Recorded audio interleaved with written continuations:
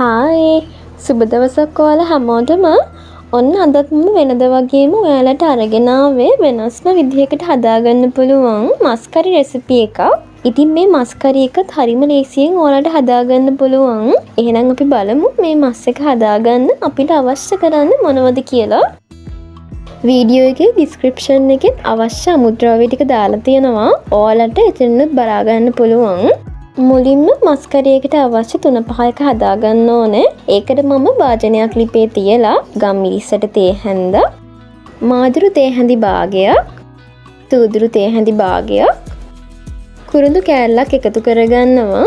දැන් විනාඩි 2ක් විතර අපි මේ අමුද්‍රව්‍ය ටික හොඳට රත් කරගමු.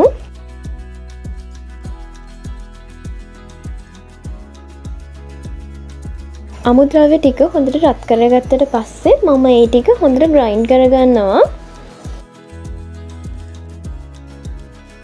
ඔන්න මම ඒ ටික ග්‍රයින්ඩ් කරගෙන ඉවරයි.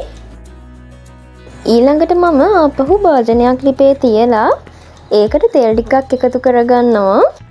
තෙල් ටික රත් වුණාට පස්සේ මාදුරු ටික මුලින් එකතු කරගන්නවා.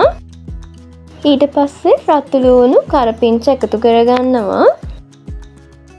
එකතු කරගෙන විනාඩි 2ක් විතර හොඳට මේ ටික ටෙම්පරාදු කරගන්නවා. ඉතින් මට මේ රෙසිපි එකේ ඉඟුරු සුදු ලුණු පේස්ට් එක එකතු කරන්න අමතක වෙනවා. ඒක මම මැදදී තමයි එකතු කරන්නේ. ඔයාලා මේ වෙලාවේ ඒ ටික එකතු කරගන්න.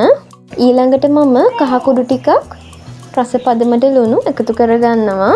එකතු කරගෙන ආපහු විනාඩි 2ක් විතර මේ ටික හොඳට කලවම් කරගන්නවා.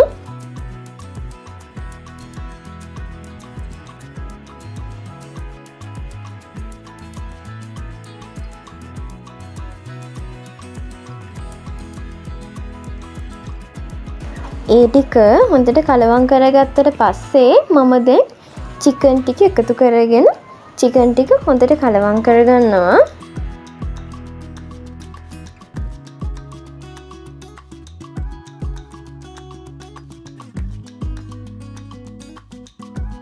හරි චිකන් ටිකත් හොඳට කලවම් කරගත්තට පස්සේ චිකන් ටික තඹ ගන්න අවශ්‍ය ප්‍රමාණයට වතුර එකතු කරනවා. දැන් විනාඩි 15ක් විතර චිකන් ටික හොඳට තැම්බෙන්න මේක වහලා තියමු. විනාඩි 15කට විතර පස්සේ චිකන් ටික හරි ගානට තැම්බිලා තියෙනවා. දැන් මම ග්‍රයින්ඩ් කරගත්ත 3-5 ටික චිකන් එකට එකතු කරලා චිකන් ටික හොඳට කලවම් කරගන්නවා. මේ ටිකත් විනාඩි 2-3ක් කලවම් කරගෙන මම චිකන් කරිය ලිපෙන් බා ගන්නවා.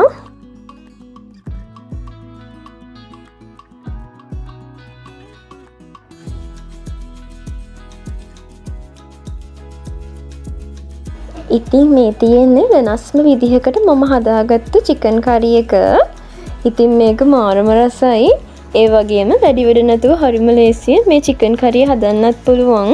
ඉතින් ඔයාලත් මේ විදිහට චිකන් කරි හැදුවොත් රස කොහොමද කියලා පහලින් කමෙන්ට් එකක් දාන්න.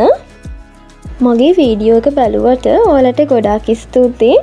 නැවතත් මේ වගේ අලුත් රෙසිපි වීඩියෝ එකකින් ඉක්මනටම හමු වෙමු. ඔයාලා හැමෝටම සුබ දවසක්.